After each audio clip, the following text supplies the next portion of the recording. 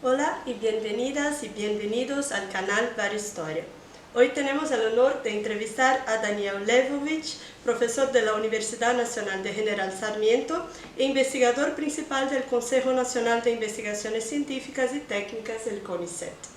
El profesor Daniel viene trabajando sobre diversos aspectos de la historia política y social argentina, realizando investigaciones sobre las derechas, las dictaduras, los trabajadores y las políticas sociales. Nuestro entrevistado fue profesor visitante de nuestro programa de posgrado en 2018 y regresa a la UFMG como invitado del seminario 1964 y la dictadura militar en el marco transnacional, Nuevas Perspectivas Historiográficas, seminario organizado por el Laboratorio de Historia del Tiempo Presente. En medio a su producción académica destacamos los libros Nacionalismo y Antisemitismo en la Argentina, publicado por Javier Vergara en 2003, y La memoria cambiante de la dictadura militar desde 1984, en coautoría con Jacquelina Biskert y publicado por la Biblioteca Nacional Argentina en 2008.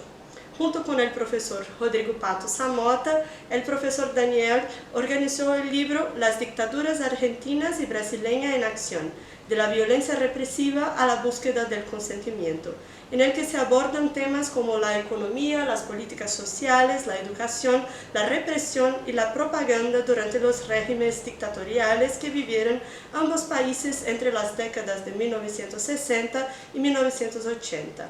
El libro fue publicado en portugués por la UFMG y en español por la Universidad Nacional General Sarmiento en 2023 y será el tema principal de nuestra conversación. Profesor, muchísimas gracias por haber aceptado nuestra invitación.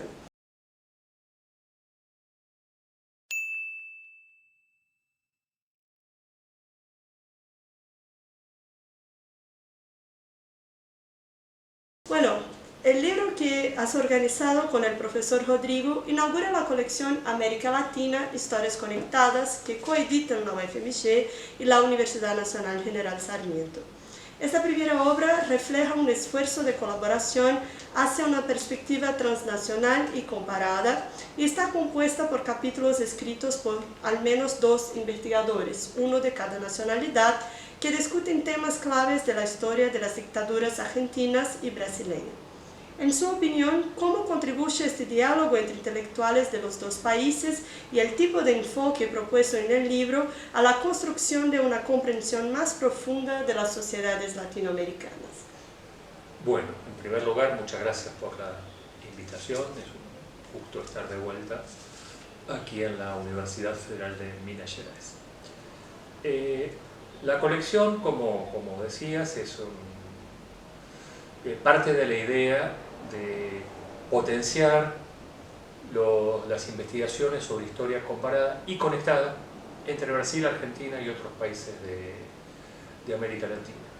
Porque constatamos que, si bien existe cierta tendencia a la vinculación entre las historias nacionales, nos parecía que necesitaba más impulso, desarrollar más fuertemente esta perspectiva.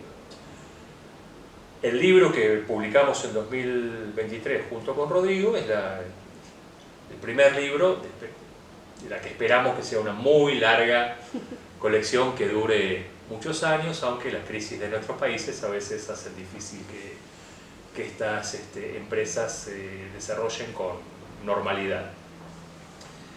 Y el libro y la colección parte de un intercambio que ya tiene unos cuantos años entre los equipos de la Universidad General Sarmiento, con los equipos de la Universidad Federal de Minas Gerais, entre otras universidades argentinas y brasileñas, además de uruguayas y chilenas, donde, digamos, en los años de oro de la marea rosa, ¿no? de los gobiernos progresistas de las primeras décadas de este siglo en América Latina, los estados ofrecieron las posibilidades económicas, financieras y de infraestructura para potenciar la interlocución.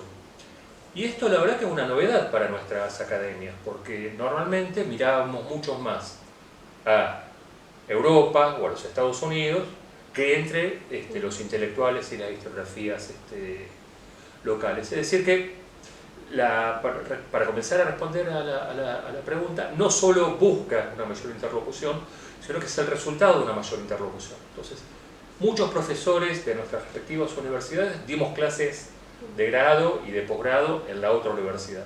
Participamos de investigaciones en conjunto, bueno, editamos libros, participamos de bancas, de jurados de maestría, de doctorado. Es decir, hay una interlocución potente, importante, y además ahí se desarrollan lazos personales de amistad y demás.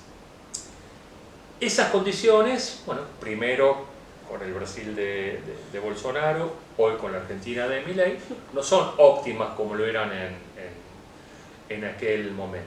Pero la intención sigue, y la idea es, en efecto, potenciar las preguntas, las miradas, los métodos que nos permitan tener una percepción más aguda, más detallada, más inteligente de cada una de nuestras sociedades en el espejo de la otra. Es decir, uno de los efectos de la historia comparada es que nos permite desnaturalizar lo que nos parece que no requiere ninguna pregunta ni ninguna explicación. Ahora, visto en el espejo de otra sociedad, lo que resulta evidente para nosotros requiere una explicación a veces. Y eso genera preguntas que nos hace más perspicaces, más listos, más inteligentes. Leernos entre nosotros nos permite formular mejores preguntas. Leernos entre nosotros nos permite acceder a redes bibliográficas que de otra manera serían inaccesibles. No conocemos todo, conocemos una parte. Es decir, que por eso nos parece que las iniciativas de este tipo, la nuestra está en pañales, entiende la reflexión, recién está arrancando, recién está comenzando, pueden servir para eso. Tampoco es la primera iniciativa, hubieron otros, décadas anteriores, trabajos de historias comparadas y conectadas. Pero bueno, nuestra generación, digamos, suma este esfuerzo en ese sentido. Bueno, ahora seguimos con una cuestión que nos lleva al global a partir del transnacional y de las comparaciones, ¿no? Entonces, en la introducción del libro, vos y el profesor Rodrigo sugieren que muchas de las similitudes entre las dictaduras brasileñas y argentinas están relacionadas con el contexto global del siglo XX, especialmente con la Guerra Fría. ¿Cuáles son los principales factores en los casos de Argentina y Brasil que están explícitamente vinculados al escenario internacional y los agentes extranjeros de este periodo? Bueno, la historia transnacional es historia local mirada desde otra óptica, ¿no?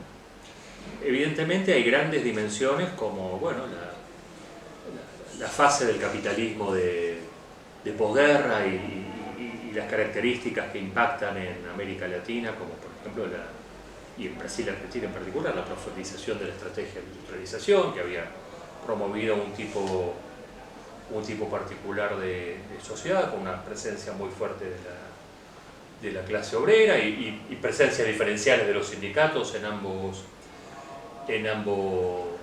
países.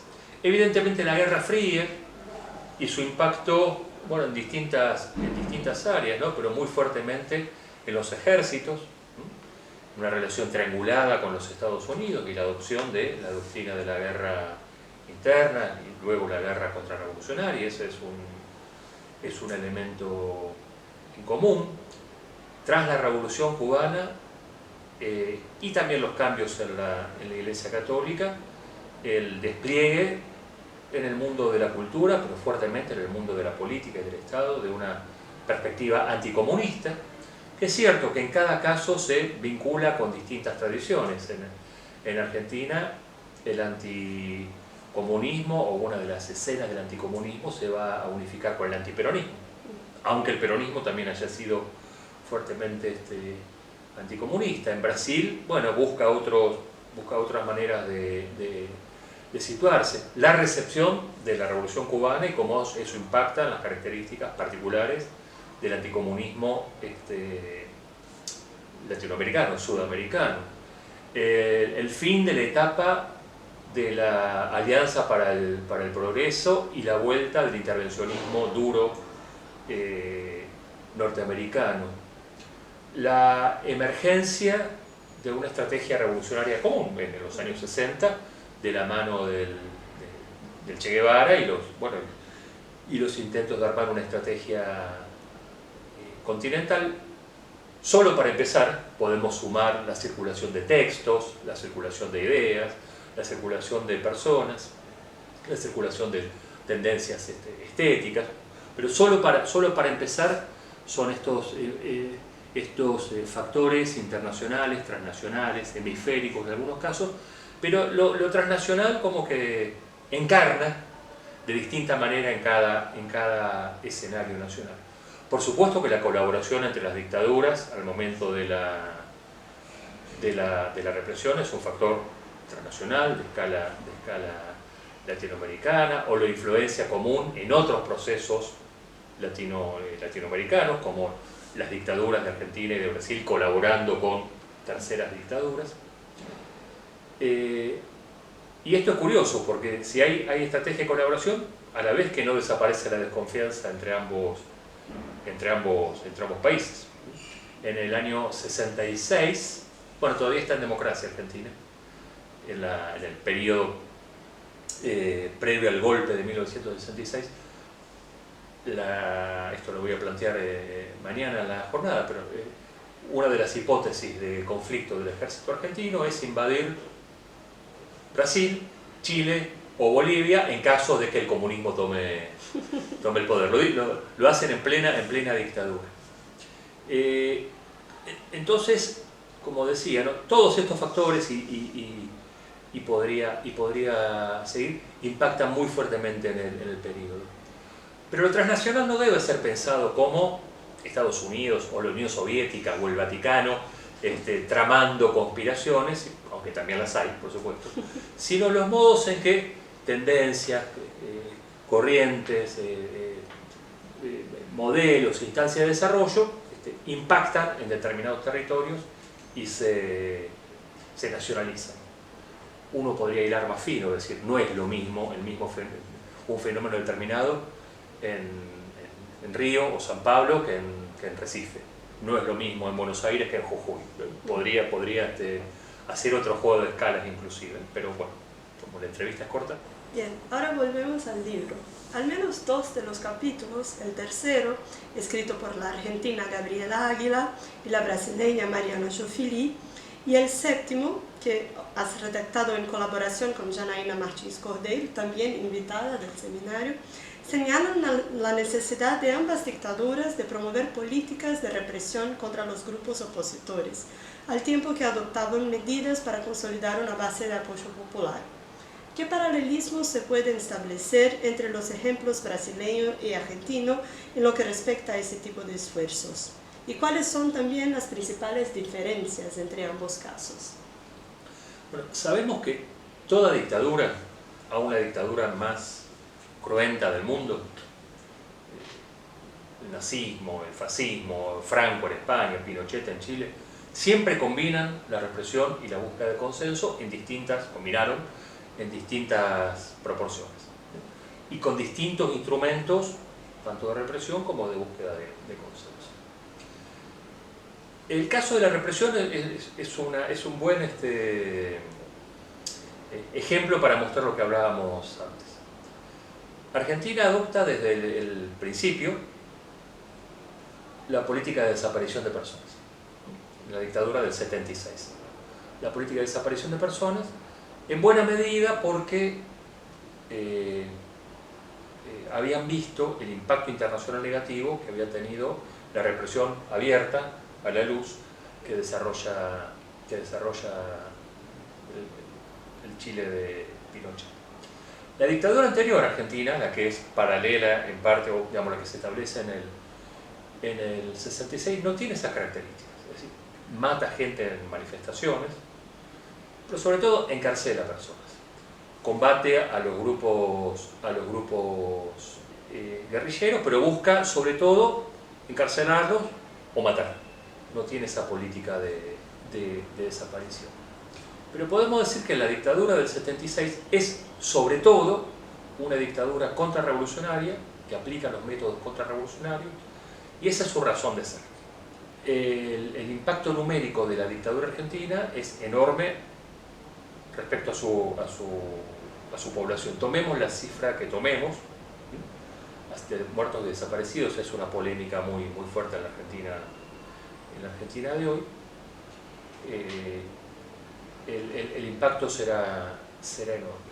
Brasil tiene, en comparación, tiene una población mucho más grande que la Argentina y una cantidad de muertos y desaparecidos mucho más chica, ¿no? Si bien la represión acompaña toda la dictadura brasileña, se concentra entre fines de los 60 y principios de los 70. Es decir que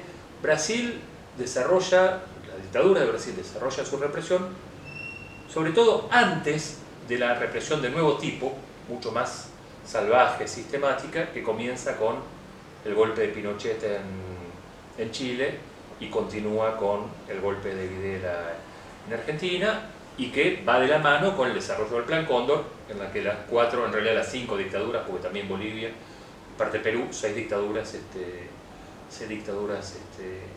colaboran. Es decir, hay diferencias temporales, diferencias de estilo y diferencia de magnitud si pensamos en la represión que termina asesinando o desapareciendo a las personas. Ocurre lo mismo mirando la cantidad de encarcelados, comparando entre Argentina y Brasil.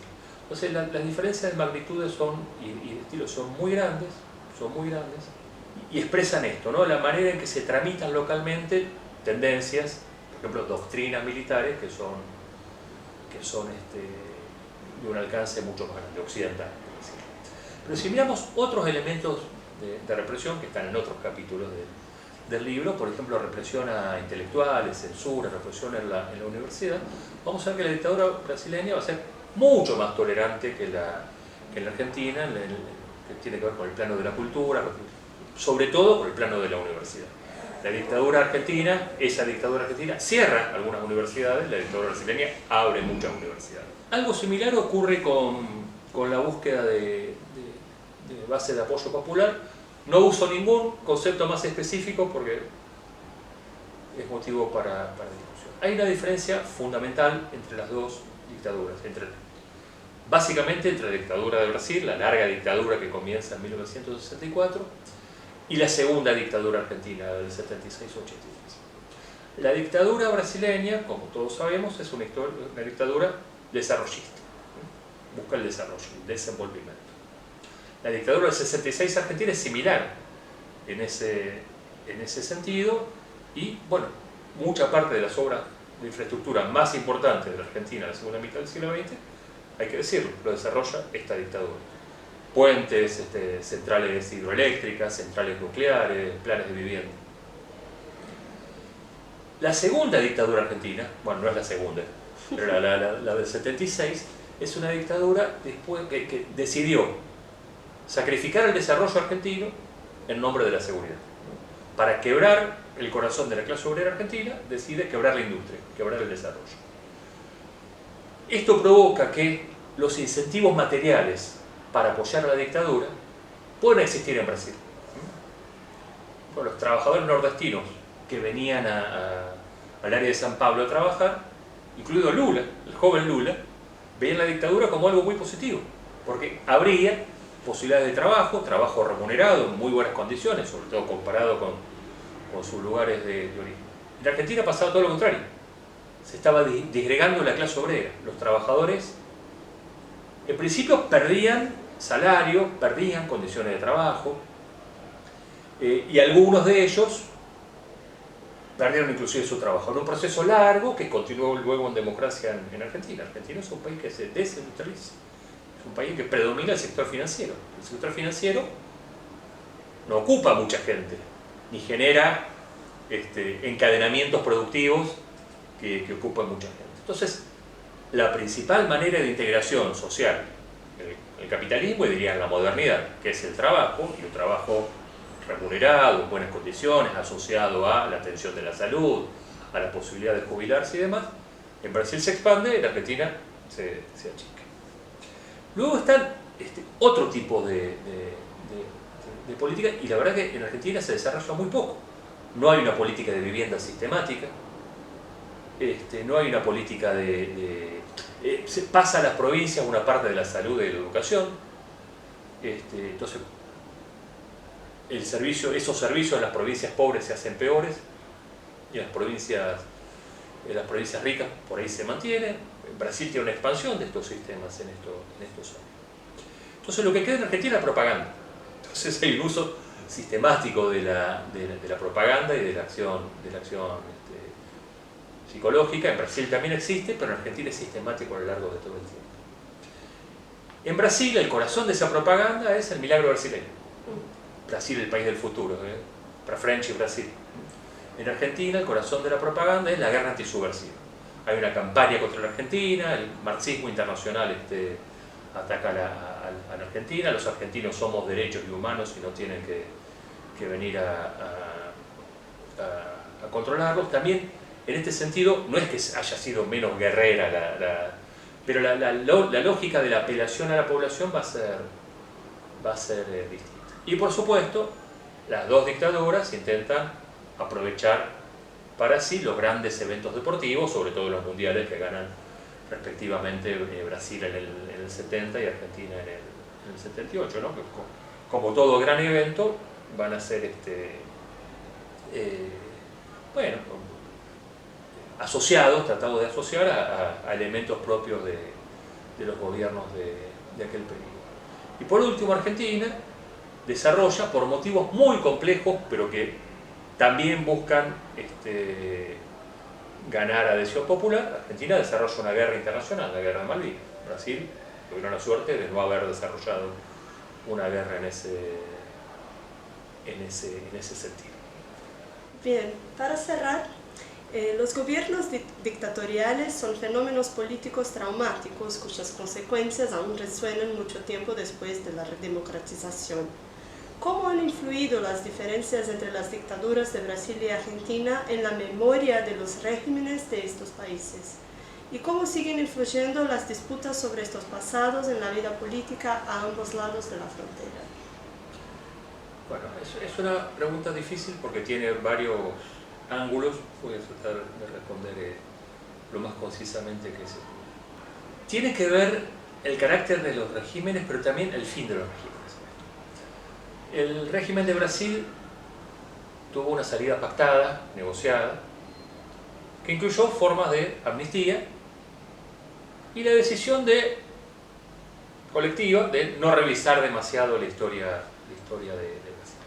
El régimen argentino se desploma. Después de la guerra de Malvinas se descompone internamente y se complementa con mucha movilización popular que no termina con el régimen, pero da el último empujón al régimen y no está dispuesto a negociar nada. O mejor dicho, los militares no están en condiciones de imponer nada. Los militares intentan amnistiarse, pero el Parlamento argentino rápidamente, ya en democracia, deroga esa amnistía. Entonces, en Argentina, el fracaso estrepitoso de las políticas económicas de la dictadura, que dejan una población empobrecida, dejan una industria devastada, una gran concentración, un peso del sector financiero muy fuerte. A propósito, las leyes financieras de la dictadura siguen vigentes hoy todavía, 40 años después.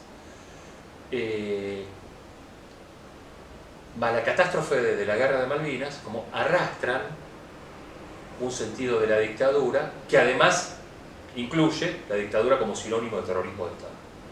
Entonces, para una parte importante de la población, la dictadura es el terrorismo de Estado, el desastre económico y el desastre de Malvinas. Alfonsín capta ese estado de ánimo y lo que propone es un pacto fundacional.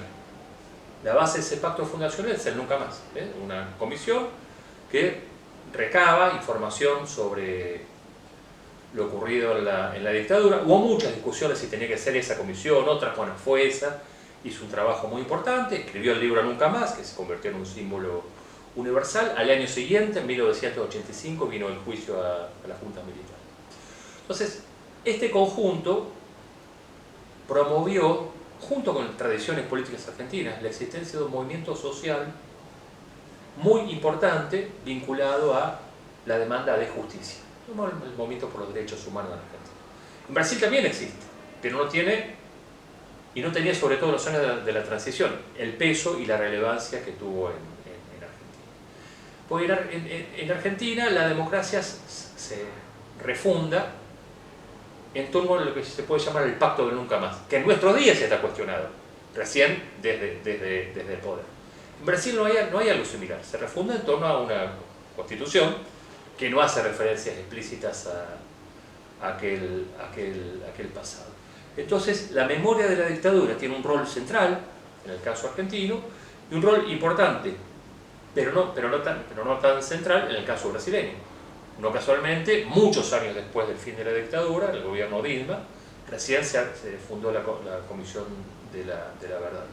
Pero curiosamente, en el Brasil de hoy, de los 60 años del golpe, desde el gobierno progresista, no parece haber una voluntad de rememorar aquel pasado.